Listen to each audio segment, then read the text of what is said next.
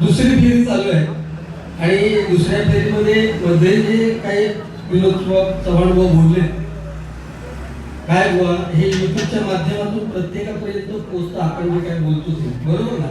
त्यामुळे तुमच्या गायनाबद्दल तुमच्या वादनाबद्दल कधीच मी शंका घेतली नाही की पुन्हा आजच्या घडीला मी असं सांगू शकतो की जेवढे डबलबारीचे पो आहेत त्यामध्ये वेगवेगळ्या रागातून परत त्या सुरुवातीच्या रागामध्ये येणारे आणि अतिशय उत्कृष्ट डबलबारीच्या माध्यमातून पेटी वादन करणारे असे विनोद चव्हाण एकदा जोरदार त्यांच्याकडे टाळ्या वाजवल्या हे मी मान्य करतो. परंतु त्यांचं तोंड जाणार का गटारा वाढला कारण अरे लाज वाटली पाहिजे ना की काय हबपचा अर्थ आपण जेव्हा बोलतो हे इकडे बघ आता ठेवले ही शायनिंग असेल तुझी ह्या काय सांगितली तू तुझ्या घरी बघतो मारायचं त्याच्या अगोदर काय बोललोस तू त्या हसतो कोण कट करणार नाही ते गेलं ना तर तुला परत हे माफी मागू लागतील तुला कट करा बाबा तू हे जो काय बोललो कोणा शिरा मारले ना हे असले शब्द नको बोलू बुवा लाज वाटत इकडे बघ तुला लाज शेवट कायच नाही थोडीशी तरी लाज ठेव ना. इकडे मित्राचं गाणं बोलायचं बरोबर आहे आणि इकडे घाणेरडे शब्द बोलायचे आमच्या तर जमात नाही. आणि कोणी त्यामध्ये गणपती बाप्पाबद्दल प्रश्न विचारलाय काय शेवटी 18 ऋषींची 18 होतं त्या अगोदर इथे युवकांचं कणकवली तालुक्याचे प्रेरणास्थान सन्माननीय संदीप मिस्त्री इथे आलेले माझे मित्र बाबा राणे इथे आलेले त्याचप्रमाणे सुमित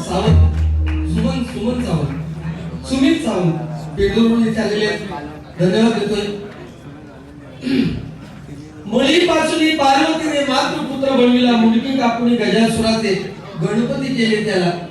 तो गोणे असं विचारलं की ज्या हत्तीची मुंडी लावली त्या हत्तीचं धड कुठे गेलं आणि गणपती बाप्पाची जो मळीपासून पुत्र बनवलेला होता त्याची मुंडी कुठे गेली.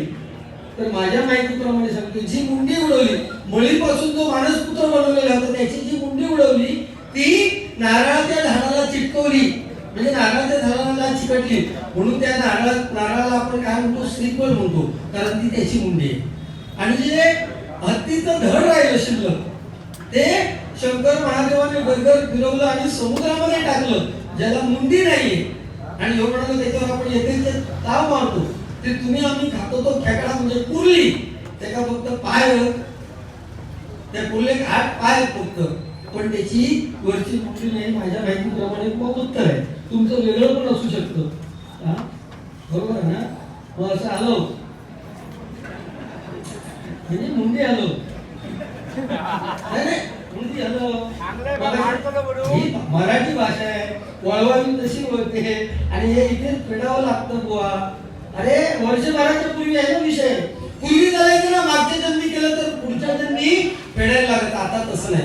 आता या जन्मात केलं तर तुम्हाला या जन्मातच फेडावं लागतं. तुम्हाला जर तुम्ही सकाळी केलं तर संध्याकाळी फेडावं लागतं. आताच्या या कलियुगात कोण शब्द पाळत नाही परंतु पूर्वीच्या जन्मी शब्द पाळायचे म्हणून बघा श्रीकृष्णाने एका हाताच्या करंगळीवरती गोवर्धन पर्वत उचलून घेतलाय. ज्या श्रीकृष्णाला छोटीशी बासरी घ्यायला दोन्ही हाताचा आधार घ्यावा लागला त्याच श्रीकृष्णाने एवढा गोवर्धन पर्वत आपल्या करंगळीवर उचलून घेतलाय. कारण प्रभू राम जेव्हा लंकेवरती स्वारी करायला निघाले तेव्हा माकडांनी त्या समुद्रावरती सेतू बांधायचं ठरवलं. एक दिवस झाला संपूर्ण एक दगड टाकून आणि संध्याकाळी जेव्हा वानर सगळे एकत्र झाले तेव्हा एक वानर दुसऱ्या वानराला म्हणतोय की अरे हा एक दगड टाकेपर्यंत किती दिवस लागतील समुद्रामध्ये सेतू बांधायला.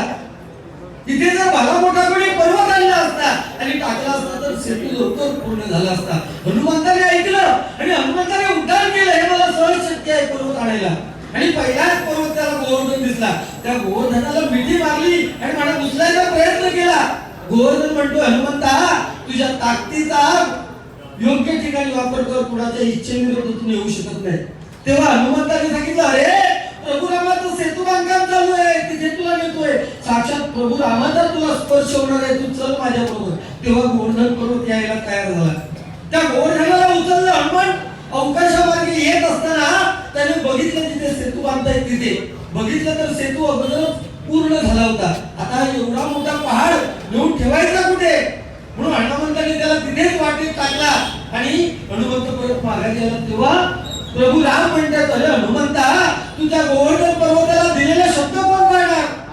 तेव्हा प्रभू रामाने सांगितलं, हे गोवर्धन पर्वता, तुला हनुमंताने दिलेला शब्द मी या जन्मात, मी त्रेतायुगात पाहू शकत नाही, पण तुला आज मी वचन देतो, येणारा द्वापार युगात मी श्रीकृष्ण म्हणून जन्म घेईन आणि त्यावेळेस तुला स्पर्श करण्याचा शब्द मी पाळेन. म्हणून बघा, द्वापार युगात त्रेतायुगात दिलेला प्रभू रामाने शब्द, पुढचं युग त्रेतायुग, त्या त्रेतायुगात श्रीकृष्ण म्हणून देव म्हणून अवतार घेतला आणि गोवर्धन पर्वत एका करंगळीवरती उचलून घेतला आणि आपला शब्द पूर्ण केला.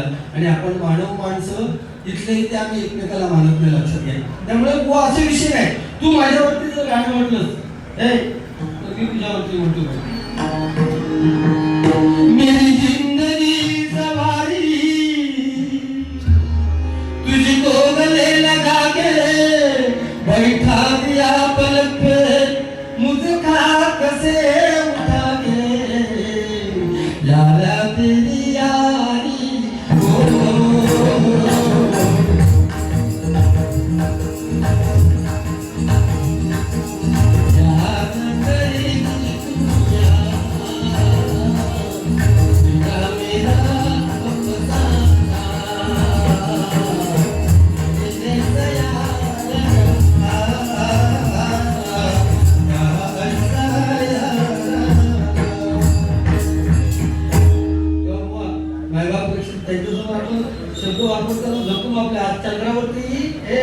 चंद्रावर गेला आणि तू अजून एवढे खायचं तू काही बोलतोस. सुरुवात केले, एक कोण म्हटली गाण्याची आणि 500 रुपये दिल्यावर त्याने थांबवले गाणं. लक्ष घे. सन्माननीय बंड्या मोलस्कर, काडेश्वर प्रासादिक भजन मंडळ यांकडून हे 50 रुपयाचं पारितोषिक आलेलं आहे. मंडळाच्या वतीने स्वागत करतो. तालुकाध्यक्ष मंडळ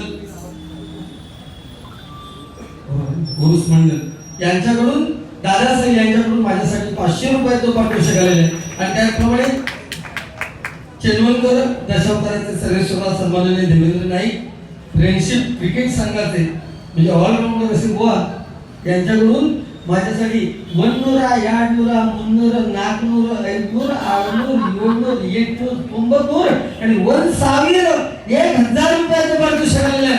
मंडळाच्या वतीने स्वागत करतो. धन्यवाद. अरे काय चला कशासाठी मी म्हणते का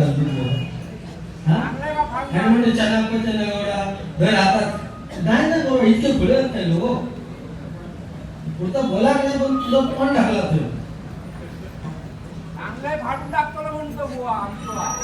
तुम्ही बोला नको, तुमच्या चिडतो होतो. श्री वाडवकर बंधू कुळा भैरवाडी यांकडून माझ्यासाठी हे 100 रुपयाचं पारितोषिक आलेलं आहे. मंडळाच्या वतीने स्वागत करतो. बरं, एक छोटासा विषय सांगतो, किस्सा सांगतो की हे अनुभव माझ्याबरोबर त्याला नेहमी येतात. परवा येताना त्याच्यात म्हणजे 15 दिवसापूर्वी मी मुंबईला जायचं, रेल्वेची तिकीट मिळालं नाही आणि जो म्हणालो बुवा आम्ही एसटी जाऊया, म्हणजे पुन्हा मार्गाने एसटी नेलो. आम्ही दोघे माझ्या बाजू विनोद चव्हाण बसलेले आणि एसटी लोणावळ्याच्या स्टँडवर थांबली. कंडक्टर म्हणालो 15 मिनिटं एसटी थांबणार, तुम्ही लवकरात लवकर खाली चहा पाणी करून या. गो उतराक नाही, मिया उतराक नाही. आणि तोपर्यंत उसाचं रस, कुरकुरे, पेपरवाले गेलो, फिरात गेलो आणि कंडक्टर गाडीत गेलो. त्याच्याबरोबर घेऊ काय करी, खिशातून चिल्लर काढली, चिल्लर काढले, मोजले आणि परत खिशात ठेवले. मी बघतो, म्हटलं चिल्लर खिशात किती ठेवता, एकदा मोजले, दोनदा मोजले, परत खिशात ठेवले. आणि कंडक्टर येऊन जेव्हा बेल मारले तेव्हा ह्याला काय केलं, गाडी चालू झाली आणि तेवढ्या त्याला पेपरवाला हात मारला, भेटलो पेपरवाला पेपर दे. तो बिचारा पेपरवाला धावत दिलो, ह्याला त्याच्या चिल्लर हातावर टाकले, पेपर त्यानं दिलेलो घेतले आणि गाडी चालू लागली.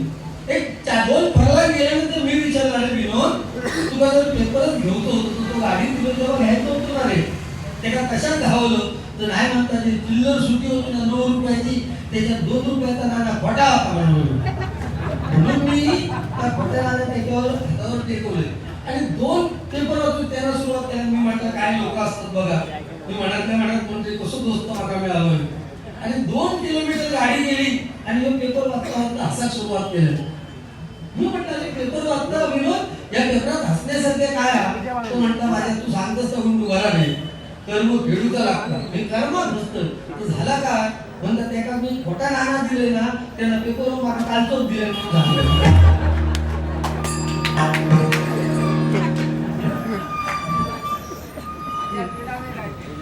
रुपये घेतोय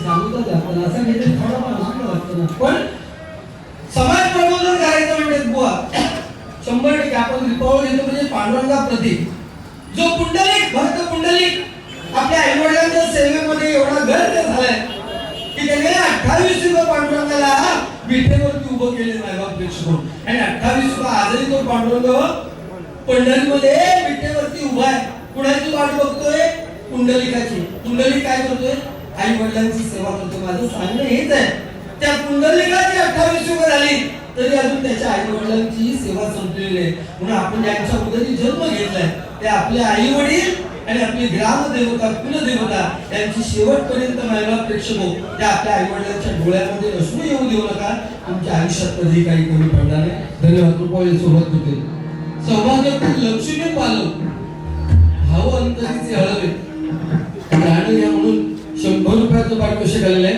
मंडळाच्या वतीने स्वागत करतोय प्रयत्न करतोय गोळ घेण्याची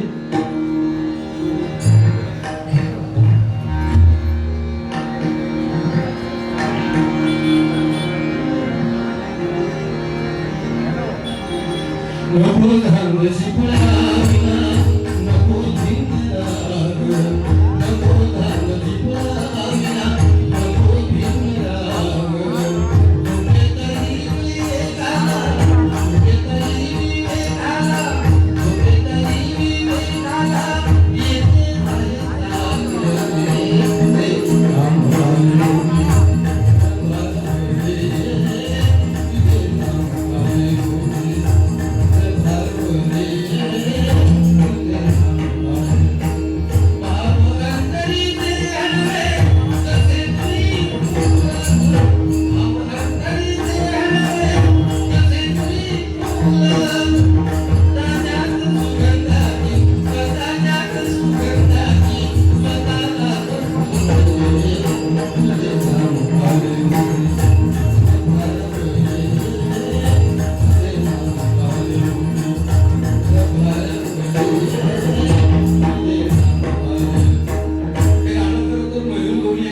दशावताराच्या माध्यमातून खूप गाजवलं आज विराज भाऊ तर माझ्याबरोबर नाहीये तिचे डोळे आले डोळे मुली नाही उत्कृष्ट दशावतार माझं सन्माननीय बुवा संतोष पालव माझे वर्धेचे आहेत ते त्यांच्याकडून हे 100 रुपयाचं पारितोषिक आलेलं मंडळाच्या वतीने स्वागत करतो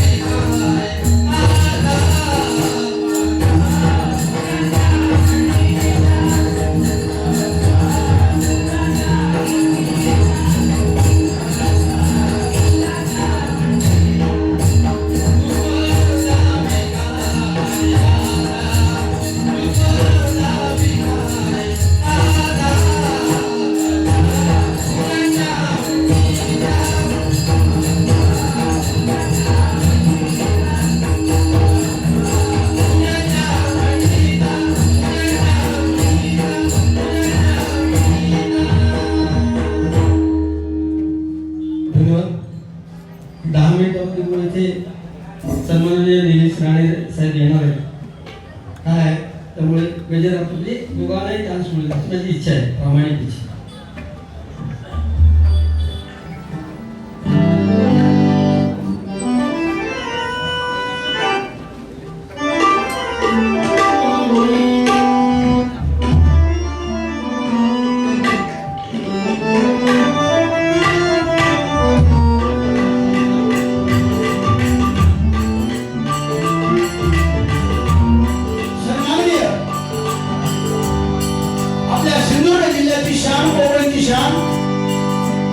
खासदार सन्माननीय विजयजी राणेसाहेब यांनी आलेल्या